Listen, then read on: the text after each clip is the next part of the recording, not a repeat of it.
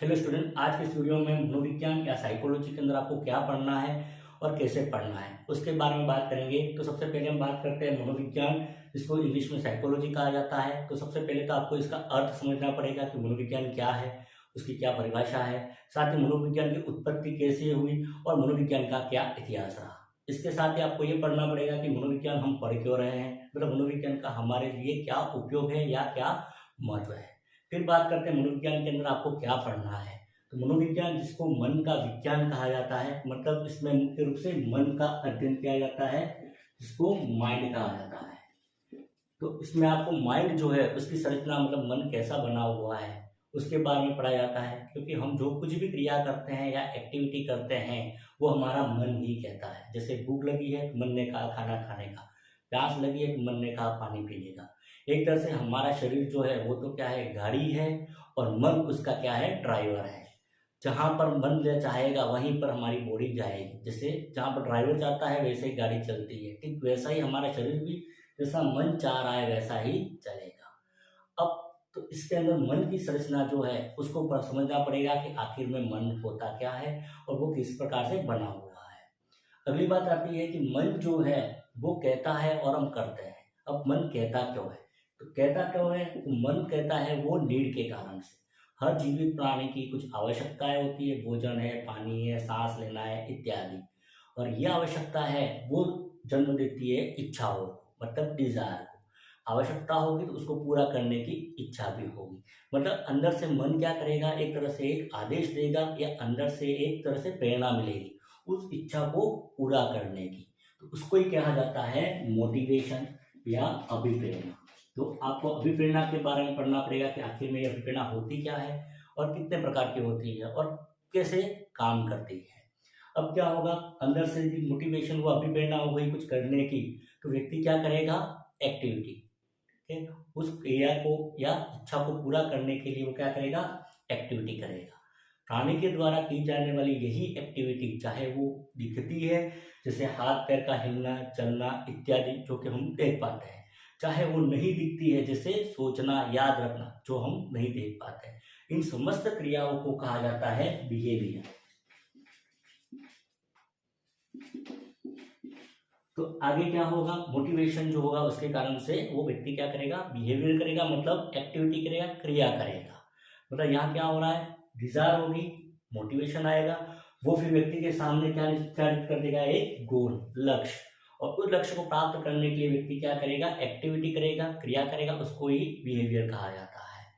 अब जब बिहेवियर करता है व्यक्ति, मतलब एक्टिविटी करता है या व्यवहार करता है व्यक्ति अपने लक्ष्य को प्राप्त करने के लिए, तो हो सकता है कि उसके लक्ष्य में क्या आ जाए, बाधा आ जाए या उसको लक्ष्य प्राप्त नहीं हो। जैसे भूख लगी है, खाना खाने को नहीं मिल रहा है, एग्जाम का टाइम पे एग्जाम है, हम नहीं पहुंच पा रहे हैं, हमने डिसाइड किया कि आज तो हम ड्रेस खरीदेंगे लेकिन पिताजी पैसे नहीं दे रहे। मतलब हमारी यहाँ पर क्या हो रहा है, इच्छाएं जो है वो पूरी नहीं हो पा रही।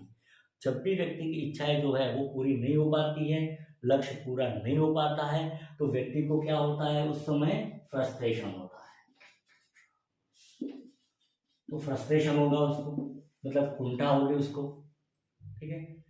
तो आपको ये पढ़ना है कि आखिर में फ्रस्ट्रेशन होता क्या है, उसका उत्पत्ति कारण क्या है, और फ्रस्ट्रेशन के कारण से उसके व्यवहार में किस प्रकार से बदलाव आएगा। इसके अलावा कभी कभी क्या होता है, व्यक्ति के सामने एक से अधिक अभिप्रेरणाएं जन्म ले लेती है। मतलब बहुत सारी इच्छाएं होती है, एग्जाम भी देना है, शादी भी करनी है, ठीक है, मूवी भी देखनी है, पढ़ाई भी करनी है, लेकिन सभी इच्छाओं को एक समय पर पूरा नहीं कर पाता है। जब भी व्यक्ति के सामने ऐसी दुविधापूर्ण स्थिति आती है कि उसके सामने दो इच्छाएं हो या एक से अधिक इच्छाएं हो और सबको एक समय पर एक साथ पूरा करना संभव नहीं है, तब उसमें क्या होगा, द्वंद्व होगा, मतलब इच्छाओं के बीच में संघर्ष होगा। उसको ही कहा जाता है कॉन्फ्लिक्ट, उसको कॉन्फ्लिक्ट कहा जाता है। तो आपको कॉन्फ्लिक्ट के बारे में पढ़ना पड़ेगा कि कॉन्फ्लिक्ट आखिर में ये अंतर्द्वंद होता क्या है और किस प्रकार से, कितने प्रकार का होता है, किस प्रकार से बिहेवियर या व्यवहार को प्रभावित करता है। फिर अगली चीज, जब भी व्यक्ति के सामने कॉन्फ्लिक्ट और फ्रस्ट्रेशन होगा तो उसका लक्ष्य जो है, जो उसने लक्ष्य निर्धारित किया है वो पूरा नहीं हो पाएगा। तो उसके कारण से क्या होगा, उसके व्यवहार के अंदर बदलाव आएगा और उसको स्ट्रेस का सामना करना पड़ेगा, मतलब तनाव का सामना करना पड़ेगा। मीन्स जब भी व्यक्ति का लक्ष्य जो है वो पूरा नहीं होता है फ्रस्ट्रेशन होता है, तो उसके कारण से स्ट्रेस की उत्पत्ति होती है। तो तनाव के बारे में पढ़ना पड़ेगा, आखिर में तनाव है क्या चीज़ और कहाँ से आता है।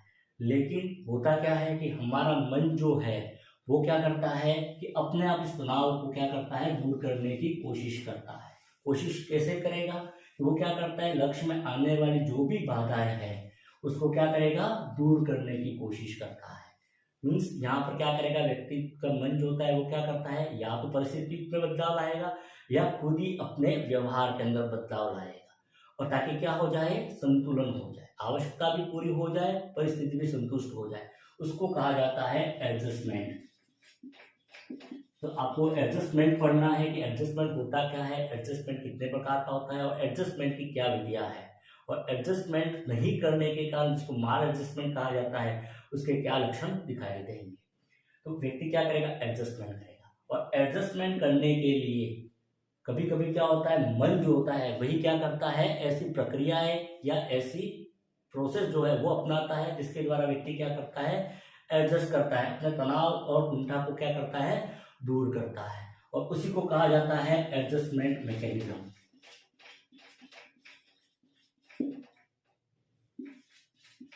तो एडजस्टमेंट मैकेनिज्म जो है वो पढ़ना है कि आखिर में एडजस्टमेंट मैकेनिज्म होता क्या है, क्योंकि ये क्या कर रही है, तनाव और कुंठा से बचाव करती है, इसलिए इसको डिफेंस मैकेनिज्म भी कहा जाता है।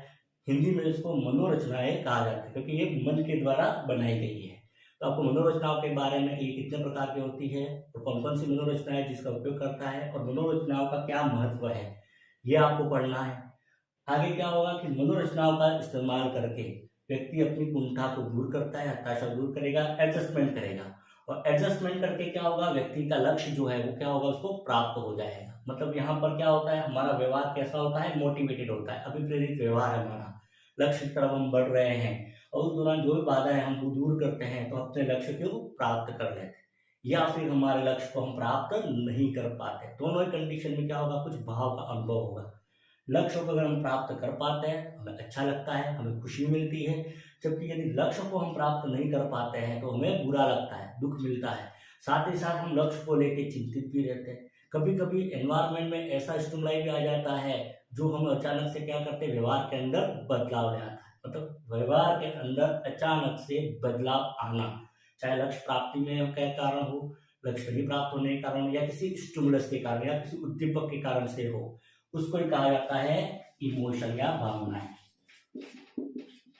आपको इसमें ये पढ़ना है कि आखिर में इमोशन होता क्या है, इमोशन कितने प्रकार का होता है, इमोशन कितने इमोशन होते हैं, हंसना, खुशी, डर, आश्चर्य, प्रेम, ये सब इमोशन है। और इमोशन जो होते हैं वो व्यक्ति के व्यवहार को किस प्रकार से प्रभावित करते हैं, साथ ही इमोशन का हमारे हेल्थ के ऊपर क्या इफेक्ट है, और इमोशन के समय मेनली क्या बदलाव होते हैं जिसके द्वारा हम कह सकते हैं कि इसके अंदर ये भाव आया है या इमोशन आया है। तो इमोशन के अंदर पढ़ना है आपको। अगली चीज क्या होगी, यदि किसी घटना के साथ या किसी वस्तु के साथ या व्यक्ति के साथ हमारा व्यवहार होता है और उसके साथ जो इमोशन जुड़ जाते हैं, तो उस वस्तु या घटना के लिए हमारे मन में क्या बन जाएगी, एक सोच।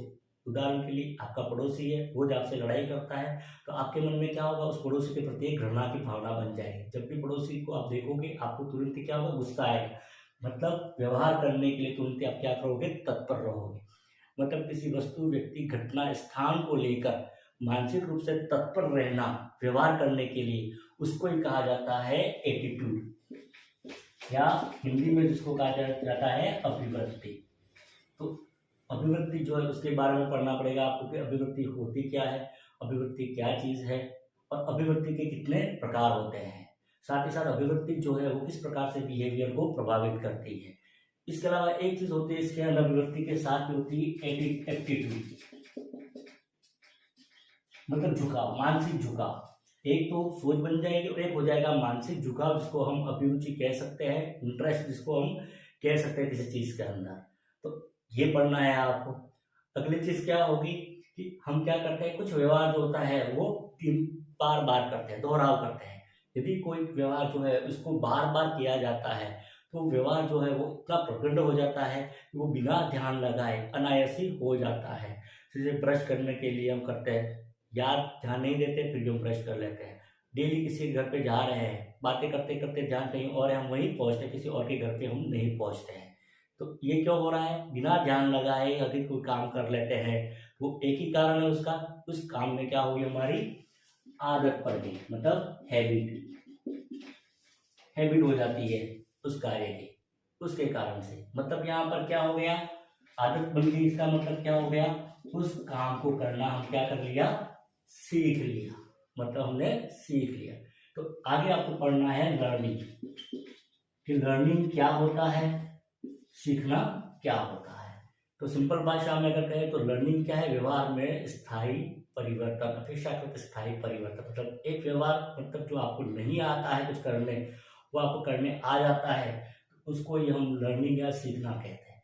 तो सीखना पड़ना है आपको, सीखने में आपको सीखना क्या होता है, सीखने के क्या नियम है, सीखने की प्रक्रिया कैसे होती है, सीखने के क्या सिद्धांत है, और सीखने को कौन सी चीजें प्रभावित करती है, इसके बारे में आपको पढ़ना है लर्निंग के अंदर। फिर हम बात करते हैं, यदि सीखना तभी सार्थक है जब आप उस चीज को वर्तमान में व्यक्त कर देते हो। मतलब कोई चीज है, आपने सीख लिया, खाना बनाना सीख लिया, साइकिल चलाना सीख लिया, आप साइकिल चला लेते हो, इसका मतलब सीखना है। आपको कुछ पूछा जाता है, आप जवाब दे देते हो, इसका मतलब वो चीज आपको आती है। वो कब आती है या कब हम जवाब दे पाते हैं, जब वो चीज हमें याद हो, मतलब मेमोरी। तो मेमोरी सीखनी पढ़नी पड़ेगी आपको इसके लिए, कि मेमोरी आखिर होती क्या है मेमोरी, मेमोरी के कितने प्रकार होते हैं, और मेमोरी की प्रक्रिया कैसे होती है। ठीक, कुछ चीजें जो है हम वर्तमान में व्यक्त नहीं कर पाते हैं, तो उसको हम कहते हैं फॉरगेटिंग, भूल जाना। तो आपको ये भी पढ़ना पड़ेगा कि आखिर में फॉरगेटिंग क्या है, भूलना क्या होता है, कैसे व्यक्ति भूलता है, और भूलने के क्या सिद्धांत है, भूलने की प्रक्रिया को कौन सी चीजें प्रभावित करती है। तो ये भी आपको पढ़ना पड़ेगा। अगली हम बात करते हैं, लर्निंग के लिए मेमोरी और फॉरगेटिंग तो है, लेकिन उसके लिए क्या करना आवश्यक है, हमें चीजों को देखना, क्योंकि हम देखेंगे सुनेंगे तभी हम उसके बारे में सीख पाते हैं। हम आंख बंद कर दे, कान बंद कर दे, फिर आपको कोई भी चीज दिखाई नहीं देगी, दिखाई नहीं दी, सुनाई नहीं दी, तो उसको हम सीख नहीं पाएंगे। मतलब यहाँ पर क्या करना पड़ेगा, उसका निरीक्षण, ऑब्जर्वेशन। ऑब्जर्वेशन का सिंपल अर्थ यही होता है, किसी वस्तु या किसी चीज के बारे में जानकारी एकत्रित करना, और उस जानकारी के आधार पर किसी निष्कर्ष पर पहुंचना, रिजल्ट पर पहुंचना, उसको ही ऑब्जर्वेशन कहा जाता है। तो ऑब्जर्वेशन में दो चीजें होनी चाहिए, एक तो परसेप्शन होना चाहिए हमारा, परसेप्शन मतलब प्रत्यक्षीकरण जिसको कहा जाएगा, संवेदना को, जो हमारे सेंसरी ऑर्गन जो परसीव कर रहे हैं, ग्रहण कर रहे हैं, संवेदना, देखना सुनना, इसको परसेप्शन कहते हैं। और साथ ही साथ इसमें क्या होना चाहिए, अटेंशन। तो आगे आपको ये पढ़ना पड़ेगा कि आखिर में ये परसेप्शन होता क्या है, संवेदनाओं को ग्रहण करना क्या होता है, किस प्रकार से हमारे सेंसरी ऑर्गन इंपल्स को लेती है, संवेदना ग्रहण करती है, और कौन से फैक्टर होते हैं जो हमारे परसेप्शन को प्रभावित कर सकते हैं। इसके अलावा अटेंशन के बारे में, कि अटेंशन क्या है, ध्यान क्या होता है, ध्यान कितने प्रकार का होता है, और ध्यान का क्या महत्व है, तभी हमारा ऑब्जर्वेशन पूरा हो पाएगा। तो अटेंशन और परसेप्शन के द्वारा हम क्या करते हैं, सीखते हैं या याद करते हैं। अगली चीज क्या करना है इसके अंदर, परसेप्शन आपने कर लिया, ठीक है, परसेप्शन करने के बाद हम क्या करते हैं, किसी चीज का तुरंत जवाब नहीं देते, हम क्या करते हैं, उसके बारे में सोचते हैं। जैसे आपको एग्जाम में प्रश्न आया, तो प्रश्न देखते तुरंत आप लिखना चालू नहीं करते, उसके बारे में आप सोचते हो, किसी को देखते उसके बाद हम सोचते हैं। हालांकि प्रक्रिया बहुत ही फास्ट होती है, ठीक है। तो ये चीज जो है, मतलब परसेप्शन के बाद प्रतिक्रिया के बीच के जो समय जो होता है, या जो भी प्रोसेस है, उसको ही कहा जाता है थिंकिंग, सोचना, विचार करना। तो थिंकिंग के बारे में आपको पढ़ना है कि थिंकिंग या विचार क्या होता है, थिंकिंग कितने प्रकार का होता है, ठीक है, और थिंकिंग जो है वो किस प्रकार से बिहेवियर को प्रभावित करता है। तो थिंकिंग पढ़ना है, इसमें भी थिंकिंग जो है, उसमें प्रॉब्लम सॉल्विंग थिंकिंग क्या है और रीजनिंग क्या है, उसके बारे में भी आपको पढ़ना पड़ेगा। अगली चीज, व्यक्ति जो है वो थिंकिंग जो करता है वो किसके द्वारा करता है, ब्रेन के द्वारा। सीखता है वो भी किसके द्वारा करता है, ब्रेन के द्वारा। मेमोरी जो है वो भी किसके द्वारा कर रहा है, ब्रेन के द्वारा। मतलब ये सभी फंक्शन जो है ब्रेन के द्वारा किए जाते हैं। मतलब ब्रेन की अपनी क्या होती है, क्षमता होती है, या एक कैपेसिटी होती है, जिसके द्वारा ये फंक्शन सभी करता है। ब्रेन की वही क्षमता जो है उसको ही कहा जाता है इंटेलिजेंसी या बुद्धि जिसको कहा जाता है हिंदी में। तो बुद्धि क्या है इंटेलिजेंसी? तो इंटेलिजेंसी जो है एक तरह की मानसिक क्षमता है जिसके द्वारा व्यक्ति सीखता है, अटेंशन देता है, परसेप्शन करता है और विचार करता है। पड़ेगी कि आखिर में इंटेलिजेंसी क्या है, उसकी क्या विशेषता होती है, इंटेलिजेंसी को कौन से फैक्टर प्रभावित करते हैं, इंटेलिजेंसी का मापन कैसे करें, बुद्धि का जिसको मेंटल एबिलिटी भी कहा जाता है या मेंटल आईक्यू जिसको कहा जाता है। इसके अलावा इंटेलिजेंसी जो है उसका विकास या डेवलपमेंट कैसे होता है, ये इसके अंदर आपको पढ़ना है इंटेलिजेंसी के अंदर। क्या हो गया, व्यक्ति जो है उसके सभी मानसिक गुण हो गए, मतलब intelligence, memory, emotion, frustration, motivation, ये सब उसके क्या हो जाएंगे, मानसिक गुण हो जाएंगे। तो मानसिक गुणों का समुच्चय, साथ ही साथ उसके शारीरिक गुण की व्यक्ति की बनावट कैसी है, व्यक्ति कैसा बना है। तो किसी चीज के बारे में कहते हैं कि मिठाई, तो मिठाई कैसी है, दिखने में व्हाइट कलर की है, मीठी है, हम सब बातें करते हैं। ठीक वैसे व्यक्ति के बारे में सभी बातें, वो बनना कैसा है, साथ ही साथ उसके मानसिक गुण कैसे हैं। तो शारीरिक और मानसिक गुणों का जो संगठन होता है उसको ही कहा जाता है पर्सनैलिटी या व्यक्तित्व। तो आगे आपको पढ़ना पड़ेगा व्यक्तित्व के बारे में कि आखिर में पर्सनैलिटी होती क्या है, पर्सनैलिटी कितने प्रकार की होती है, पर्सनैलिटी का विकास जो है, डेवलपमेंट किस प्रकार से होता है, पर्सनैलिटी जो है उसके टेस्ट कौन कौन से हैं, पर्सनैलिटी जो है वो किस प्रकार से हेल्थ को प्रभावित करती है, ये पूरा इसमें अध्ययन करना पड़ेगा। तो वो हो जाएगा मनोविज्ञान के अंतर्गत, ये बातों का हमें अध्ययन करना है। मतलब मनोविज्ञान में मुख्य रूप से व्यवहार का अध्ययन किया जाता है, इमोशन का पर नियंत्रण हो, व्यक्ति लर्निंग अच्छे से कर पा रहा है, ऑब्जर्वेशन उसका बहुत अच्छा हो, थिंकिंग प्रॉपर हो, उसकी इंटेलिजेंसी भी सही हो, मतलब व्यक्ति जो है वो हर कार्य बराबर कर ले, अपने पर नियंत्रण कर पा रहा है, तो वो स्तर जो रहेगा हेल्थ का या एक तरह से कह सकते हैं मेंटल हेल्थ का, उसको ही कहा जाएगा मेंटल हेल्थ। मतलब हेल्थ का वह स्तर जिसमें व्यक्ति जो है वो मानसिक रूप से क्या हो, स्वस्थ हो, वो अपने आप पर नियंत्रण कर पा रहा हो, तो वही कहलाएगी मेंटल हेल्थ। और हेल्थ उस स्तर को प्राप्त करने के लिए जो भी टेक्निक अपनाई जाएगी, मतलब प्रक्रिया जिसके द्वारा मानसिक स्वास्थ्य के उच्च स्तर को प्राप्त किया जा सके, साथ ही साथ मानसिक रोगों से बचाव किया जा सके, तो वो कहलाएगा मेंटल हाइजीन। तो इसमें आपको मेंटल हेल्थ की परिभाषा और साथ ही साथ मेंटली हेल्दी व्यक्ति जो है उसके क्या विशेषताएं रहेगी, मतलब किस व्यक्ति को हम मेंटली हेल्दी कहेंगे, वो पढ़ना है। और मेंटल हाइजीन क्या है और उसके क्या प्रिंसिपल रहेंगे, वो पढ़ना है। तो ये तो हो गया मनोविज्ञान के अंतर्गत आपको क्या पढ़ना है, कैसे पढ़ना है और मनोविज्ञान को क्यों पढ़ना है। मनोविज्ञान जो है उसके परिचय के लिए और मनोविज्ञान का क्या महत्व है उसके लिए आप इस वीडियो को देख सकते हैं। चैनल को सब्सक्राइब करके भी आप बहुत सारे वीडियो देख सकते हैं। Thank you.